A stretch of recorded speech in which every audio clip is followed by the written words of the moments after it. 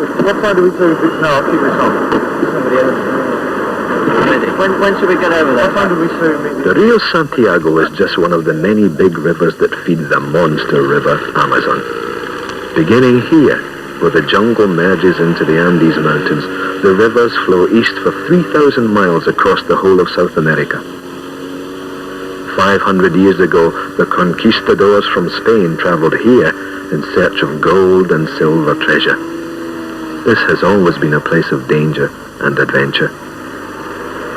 But now a new expedition begins to find some caves deep in the forest that might have been visited by creatures from another world. Yes, people are actually journeying down the Amazon, looking for flying saucers.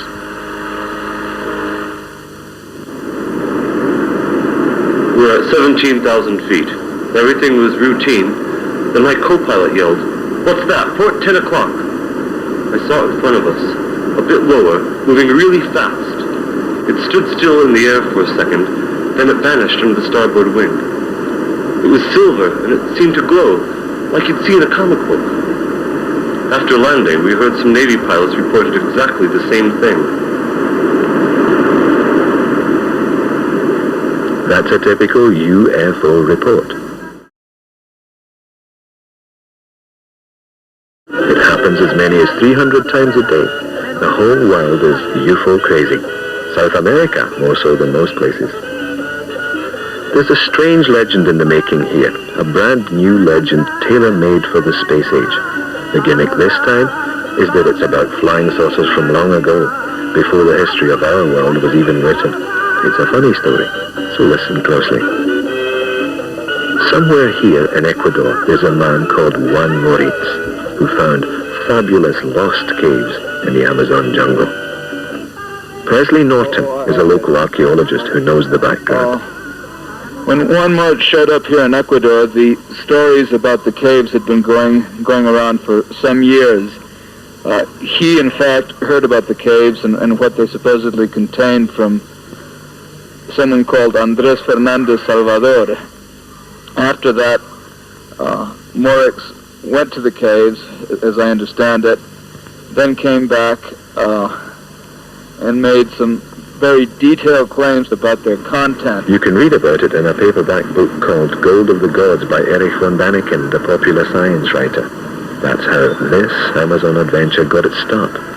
The expedition leader, a friend and admirer of Juan Moritz, is Stanley Hall. Well, Daniel Juan Moritz has claimed to have found in Ecuador, over in the Oriente, a large subterranean cave system, which is an extension of a much larger cave system extending all the way from Colombia down to Chile and the Argentine. Inside these caves, he has claimed to have found some quite sensational objects, including a metallic library, and what he has claimed is that the library does contain evidence of a contact from other planets, to the point that perhaps early humanity came from other planets.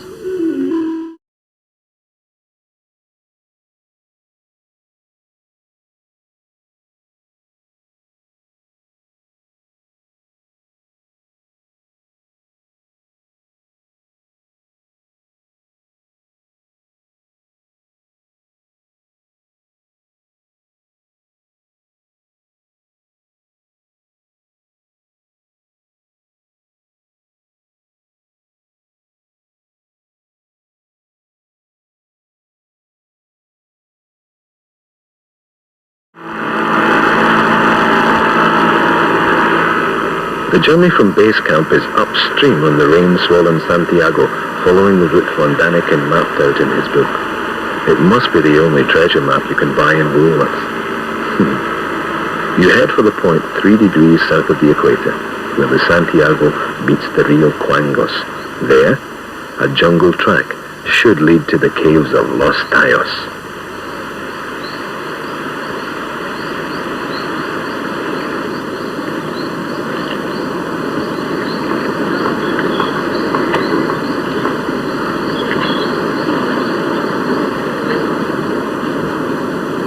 In his book, von Daniken describes the journey he made to the caves and the astounding revelations that awaited him there.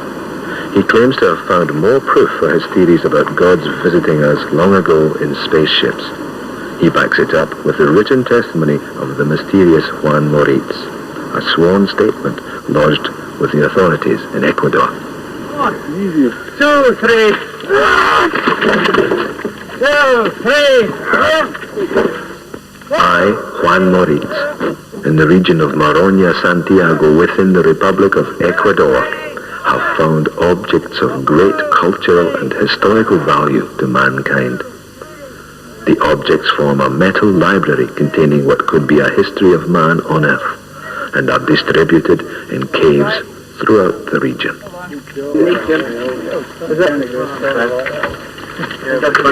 It took the armies of 2 countries to mount this expedition. When the thick rain clouds clear, they can ferry in the heavy supplies to keep 60 soldiers and scientists alive for 4 weeks. The funny thing is that most people on the trip aren't really concerned about von Daniken's theories. The scientists have other good reasons for being here, because this area is truly natural forest, and life on this planet is still being studied in traditional ways, even by the most modern scientists. On the planet itself, in fact, are still huge areas which we hardly know anything about. And particularly this expedition with so many scientists participating in different fields.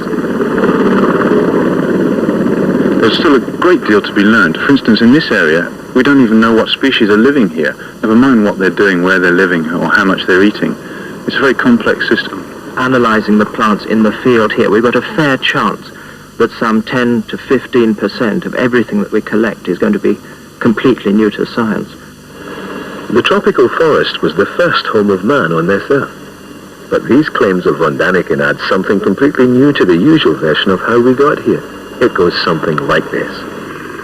Thousands of years ago, our ancestors were visited by beings from another world. They dropped into the forest in their flying machines, just like this expedition. They altered our development by special techniques of breeding and by genetic surgery. When they flew away, they left behind the first human beings. Those ancient visitors are the true missing link in our evolution, the real reason why we look for our gods in the skies.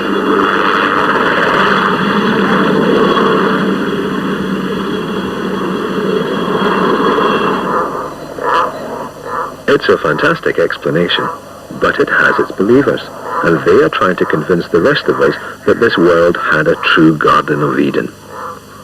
This jungle might seem a strange place to pick, but little bits of scientific fact help the theory along. 2 of our main foods, maize and the potato, originated in these forests. That means a very long and advanced human presence here.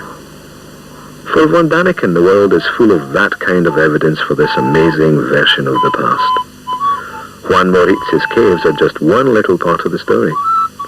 Even as the search for the caves goes on, other trails are being followed. High up in the Andes Mountains, in the town of Cuenca, Stanley Hall is searching out an old Catholic priest called Padre Crespi.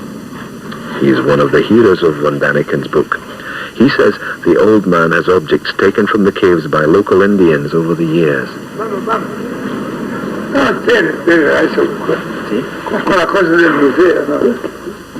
Over 40 years, the old priest has gathered together a backyard museum in his orphanage church.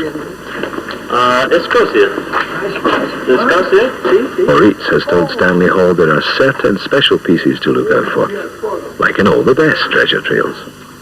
A golden plaque, part of the message from the gods, with strange symbols on it, and a model of a dome carved in stone. Well, this is quite remarkable because it looks... Este es metal oro puro. Oro puro es. Pure gold, the old man shouts. Pure gold. Any archaeologist who Vaya, ese es el has faraón. studied the Sumerian, Permíteme. Babylonian... El studied- faraón, no, ese es el faraón, no. El rey de Babilonia. Now, no conventional archaeologist would come to a backyard in South America looking for objects from the Babylonia of 5,000 years ago. Syrian style, you could Vaya, tell by the beard. cubano. Quiero la placa metálica. Esa es la placa. Otra placa. No, This shape. This shape. ¿qué placa es? La placa with the hole in the center. La placa with the here of it. For Stanley Hall, this is the big moment. Here, and in the caves of Los Tayos, his faith in Juan Moritz will be put to the test. No. Ya cuando Cristóbal Colón había descubierto la América, ya no. Some of them are quite remarkable objects. Esta Padre Crespi is like a wise man of old. The weight of so much knowledge seems to be driving him crazy. He raves about a biblical world of floods and disasters. Ve aquí la culebra. Everywhere you turn in Von Daniken's world, the line between fact and fiction seems harder to make out. This old priest is real enough, but what has he got to do with flying saucers? Figurine. Ella está hecha ahora, esta. La cueva de los talla entre los 200. Donde figurine? This is the dome Von Daniken claims came from the caves. He says it proves ancient people knew all about modern engineering. No llegan ustedes, yo juro. But old Padre Crespi isn't too interested in other people's Dome that theories. appeared in The Gold of the Gods book by Eric von Daniken. No, Von Daniken nada. Nada. Von Daniken is nothing, he says, nada. Absolutely nobody. This is one of those few times when a character from a book gets to speak out against its author.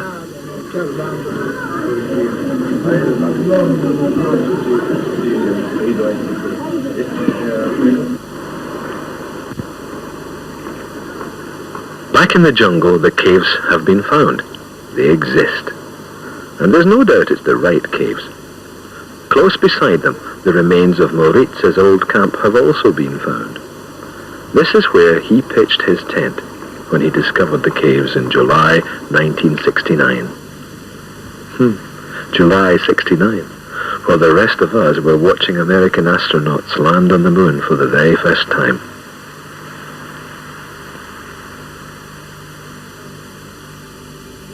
And the caves look big.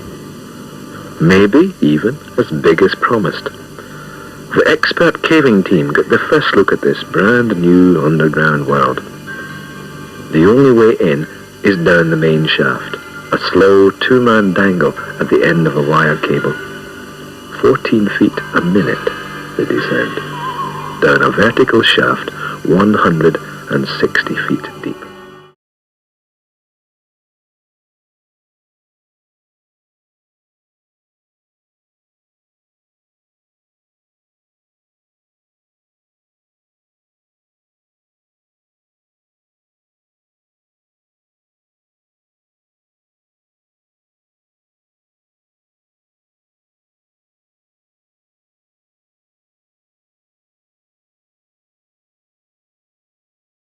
The caves are awesome. Even in the first hours of exploration, the massive scale of the system is confirmed.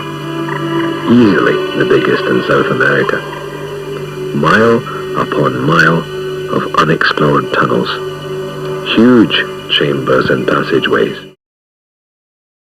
Strangely, the place is buzzing with life. Birds, animals, insects, all surviving in the darkness. More than enough for the scientists, even without the mad claims of Juan Moritz and company ringing in their ears. Well, Juan Moritz's claims are that there are all sorts of artifacts, mostly made of gold, deposited in these caves by members of a lost interplanetary civilization who had arrived here on Earth in flying saucers, and they deposited a vast library of gold plaques with all their accumulated wisdom in this cave and other places, and then just shot off into the air in a flying saucer and let the rains come.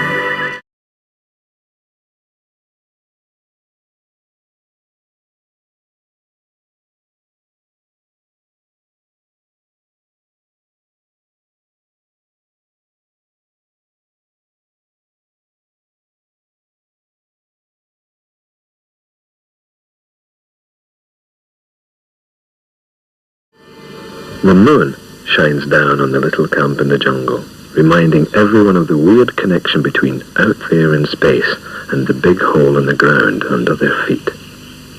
There is another reminder. Neil Armstrong, the first man to stand on the moon, is scheduled for a visit to the caves.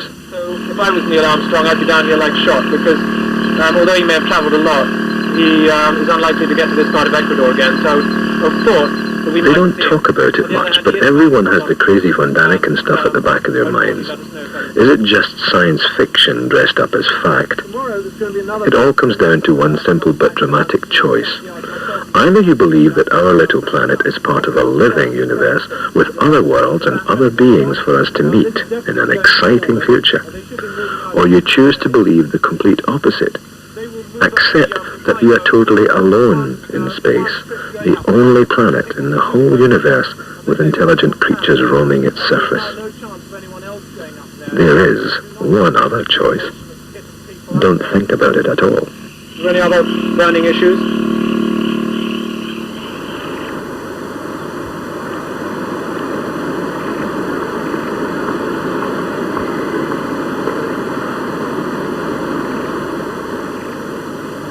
The Spanish conquistadors died in this jungle in their thousands.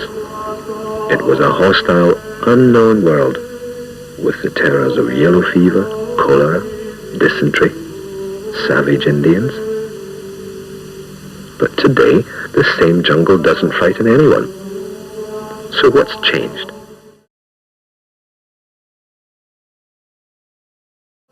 The answer is that we have. In a short few hundred years, we've made ourselves more comfortable on this planet, and we're so new here, we still treat the Earth with the curiosity of visitors. God, we got a huge bat here. This is, I think, about the biggest. This bat here is the most common bat in the caves, and it's particularly interesting because it feeds on nectar. It's estimated that... Where did we learn the trick of treating the world as if we just dropped in to make a report on it? Follow the flower, and it just peeps out there, and this is partly to protect the flower from nectar stealers. It wants this barb throat, which is a pollinator, to go to it. The fact is, this living planet was well underway before men showed up and decided to take charge. About 5 or 6 hours watching so far. It looks as if it may be any sort of sole pollinator of this. That's very interesting. We've opened one of these flowers up, and there's very little nectar. And we're still finding out how the whole place really works. As the Bible says, all flesh is grass. All living organisms ultimately depend on the sun's energy, and this is normally absorbed by green plants, photosynthesizing, building up complicated organic compounds which contain the sun's energy. Then herbivorous animals can feed on the plants, and carnivores can feed on them, and we have the old idea of the food chain. The food material is being built up on the surface in the surrounding forest and being taken into these caves, the Los Taos caves, by the oil birds in the form of fruit with which they feed their young. And this all represents energy that's come from the sun, has been built up into organic matter on the surface and carried into the cave by the oil birds.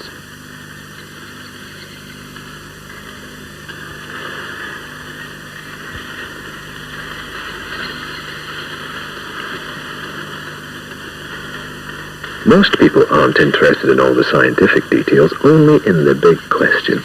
Are we alone in the universe? Or are we not alone? And this is right up Mr. Von Daniken's alley. He says that any scientist can point up to the sky and show you worlds in the making. There are millions of places in outer space where our ancient visitors could have come from. Planets where life may have developed and evolved. After all, we know it happened at least once before, here on Earth.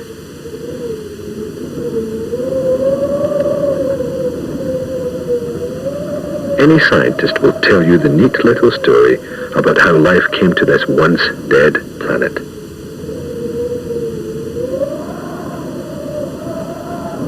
Slowly and simply is how life began. the rays of the sun triggering off actions in the primitive mud. The ingredients are everyday words to us now: water, carbon, sunlight. And the crudest of little plant cells began to grow. From the same primitive cells came the first stirrings of animal life. All it took was time, and from nothing, complete deadness, a living planet was born.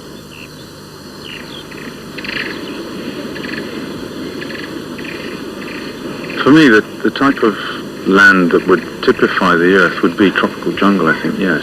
Far more species live here than any other part of the world. It's probably in an environment possibly similar to this that life really got going.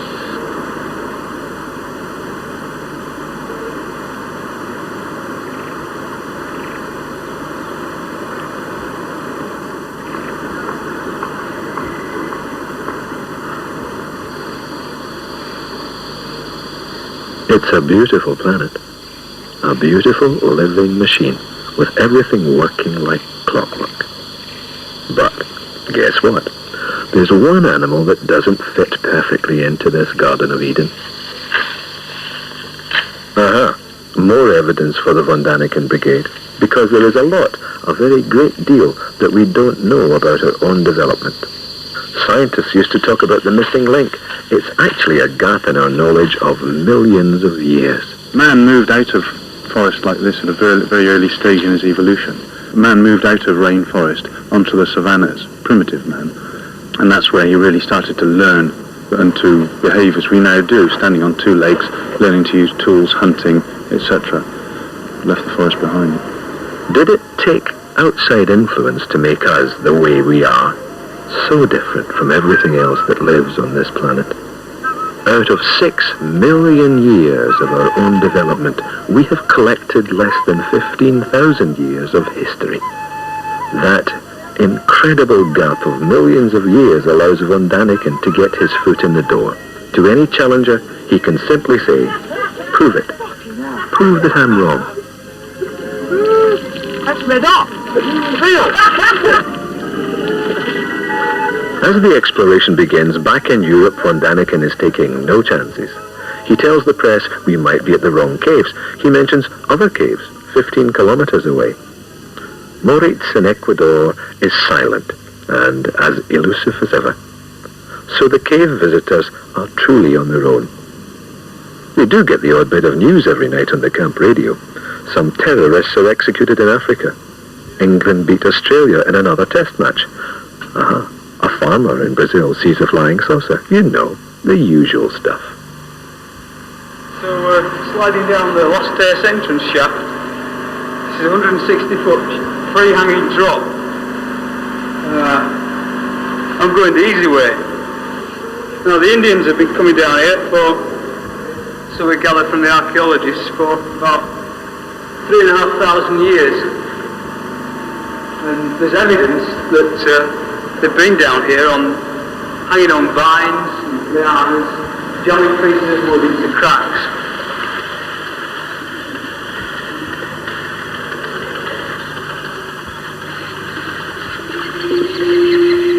So we have some proof that there is a long human involvement with these caves. The Indians have been coming down here since before the time of Moses. Paths have led here through the forest for thousands of years. And there's more. The Indians here say that the first man on earth was made down in these caves. It was from here that he emerged into the light of day for the very first time.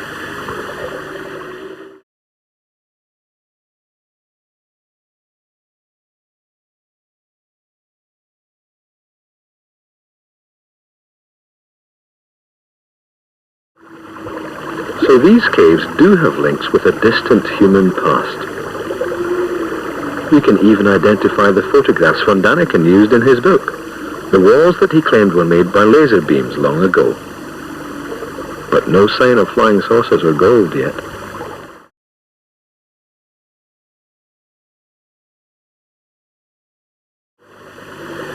Moment. More technical uphill. Oh, yeah. We're getting more fellas. Could we have a torch here? We're burning up this light all the time. Ian, if you got a torch that's loose, no? The mold, all complete. One second. Very, very, very interesting, very important. Like this one, I don't see. 25 years archaeologists, but like this one, I don't never see. A ring! A stone ring! To find anything down here is a joyful and exciting business. The cavers work fast and the archaeologists put their rule book to one side. In the excitement, even the languages get mixed up. Esto viene del mar Pacífico, del Océano Pacífico, desde acá. Hey! Yeah. Look at that! Sí, claro. Whoopee! Mamma mia! Look! Look at this. ¿Eh? ¿Qué quiere? Hay que retirar estas piedras solo. Ya va, ya estamos tirando. Yeah, that's the top off. Madre mía. No, in there. Ya, a ver, traiga la bolsa. Traiga. Let me come out first. Let me come out first. Yeah. A ver, coja. There's a handful of jewellery there. Be careful with it. Ahora voy a entrar yo. Oh, you've got another V8 with it. Si voy a entrar yo, no hace nada. Vete. Esta comida no se puede coger. What sort of jewellery was it? I don't know. Can I have a look? Because you can't really see it in there. Hold the bag, John. Some very tiny bits. Priceless stuff. They seem to be ritual offerings left by men for their gods. And the first rough dating makes them 3,500 years old. Now look. Yes, yes. That metal. It feels like metal.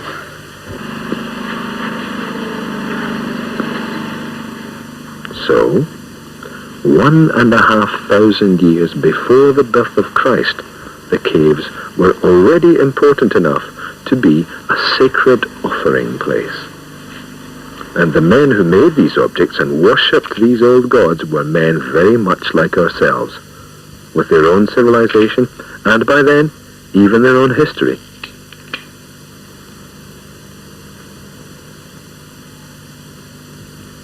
These men from long ago are the very ones who developed the potato and the first grain crops for us.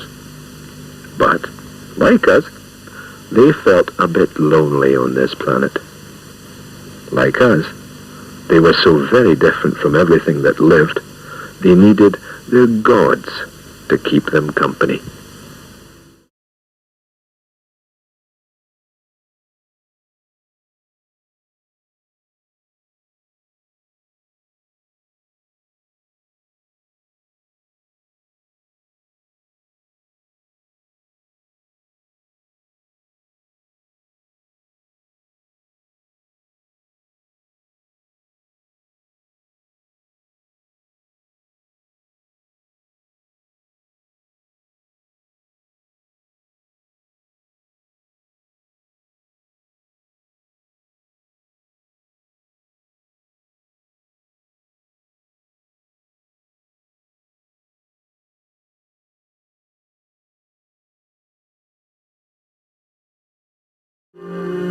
And, to relieve our loneliness, von Daniken offers us his theories and real live gods that we might even meet.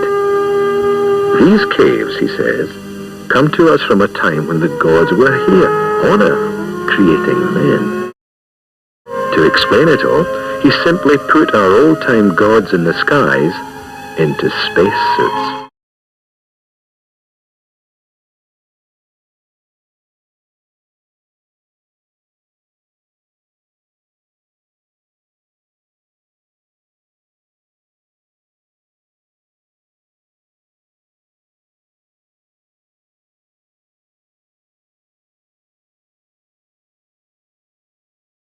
It's not all that different from the way the Indians tell it. In their legends, the very first man, Evia, wakened deep in the caves. High above him, he saw the light of the sun and heard the sounds of the forest. He was still sleepy, but he started the long climb up into the world that had been made for him. The Indians here used to say that the forest went on forever, was more infinite than the sky. We know differently. In a few thousand years, we've completely changed the natural living world that took millions of years to create. Even this dense jungle doesn't fool the experts. We've been working in this area for some time, and we're slightly disappointed with it because it's largely secondary forest. It's a sort of happy accident between man and plant, where man has moved in and cleared small areas. So what we want to do is to get out of this area, get up onto a ridge over there, and have a look at the area as it really was before man started to alter it. And that's just where we're going now.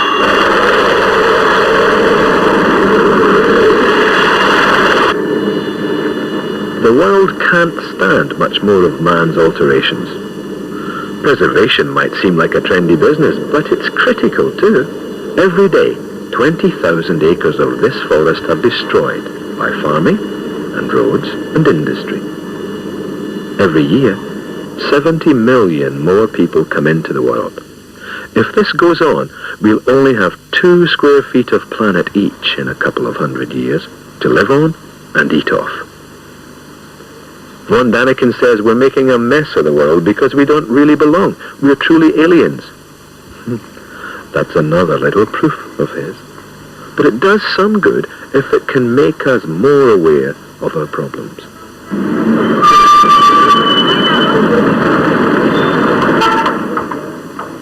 We don't know if we can ever make a success of living on this planet, no matter how we got here. Our man-made world is spreading. Are we here simply to turn the planet into one great city? If this really is the only living world, what on earth are we doing to it? Most people ignore the problems, but others find comfort believing in a future beyond our own little planet. They say our own space age is arriving just in time.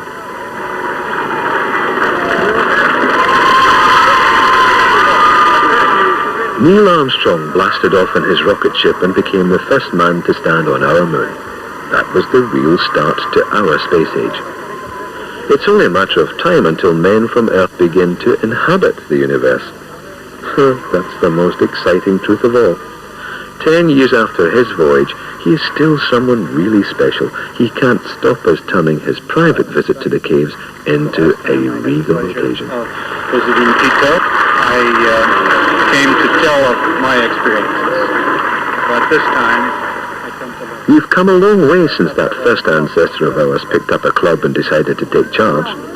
In the future, maybe the few thousand years that we've spent tied to the Earth will be forgotten in the generations of space voyaging that lie ahead. Maybe that's the way it happens. A planet makes a home for a race of men, and then, when they're ready, lets them loose into space. It's an exciting time for us, and the future promises to be even more exciting than even we can imagine.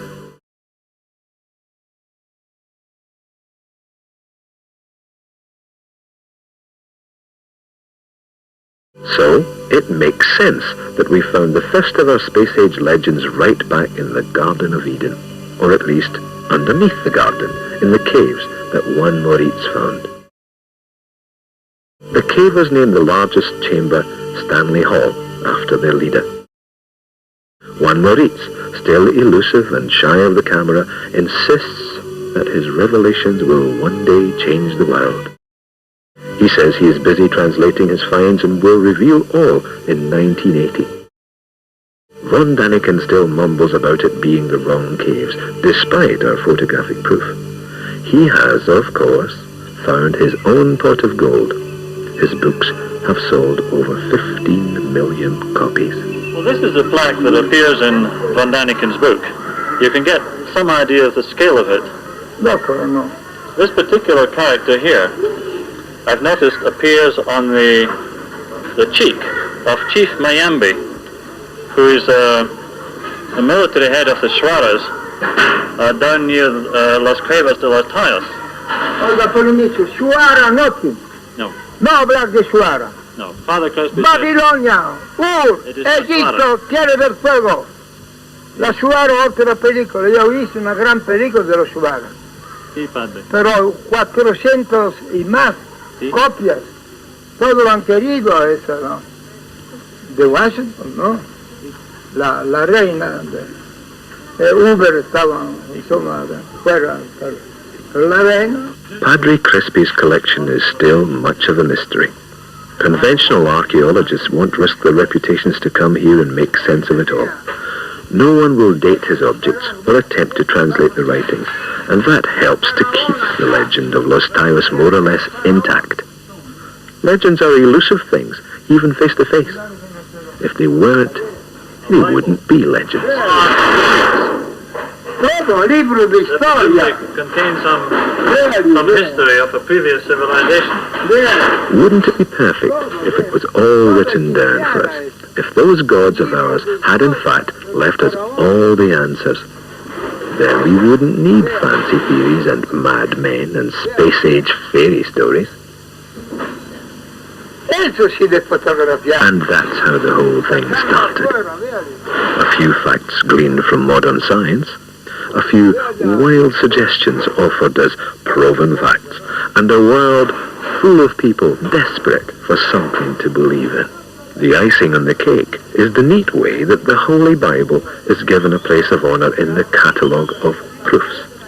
It is claimed that in the Old Testament, Ezekiel, the prophet, was actually one of the first people to experience a close encounter of that famous third kind.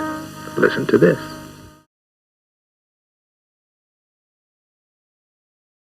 When men had begun to be plentiful on the earth, the sons of God, looking at the daughters of men, saw that they were pleasing, and resorted to them, and had children by them. These are the heroes of days gone by, the famous men.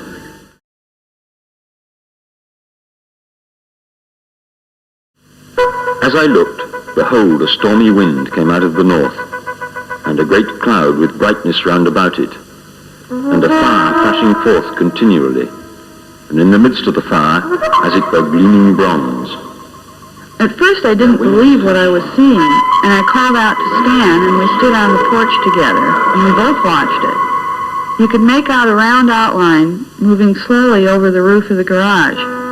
The red glow was coming from beneath the thing, from the center. It just sat there for about 5 minutes. We were too scared to move. And when the living creatures rose from the earth, the wheels rose, for the spirit of the living creatures was in the wheels. And when they went, I heard the sound of their wings, like the sound of many waters, like the thunder of the Almighty. And when I saw it, I fell upon my face, and I heard the voice of one that spoke.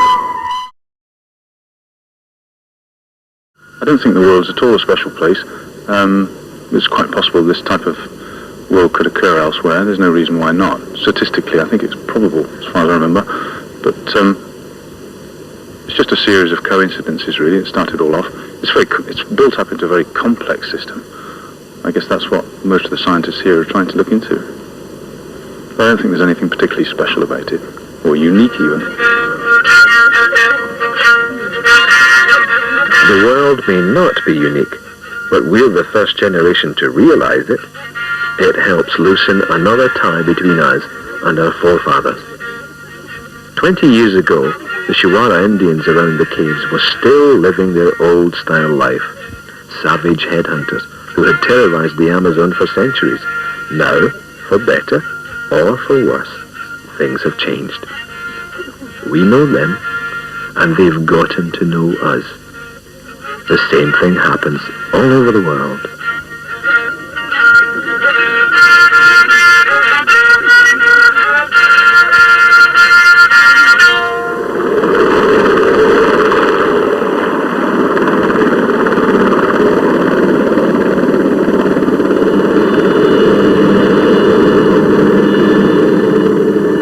So, even as we come and go on this planet, getting to know each other a little better, learning to live with one another just a little more readily.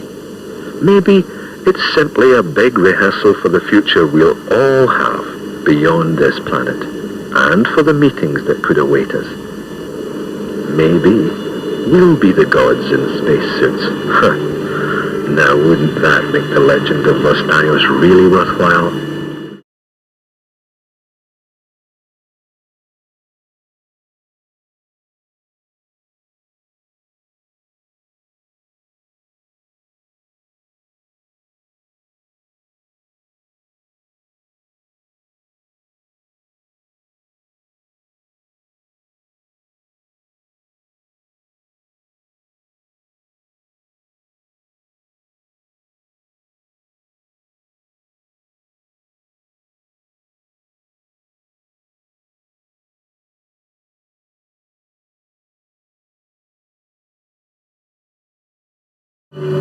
awful lot to be learned.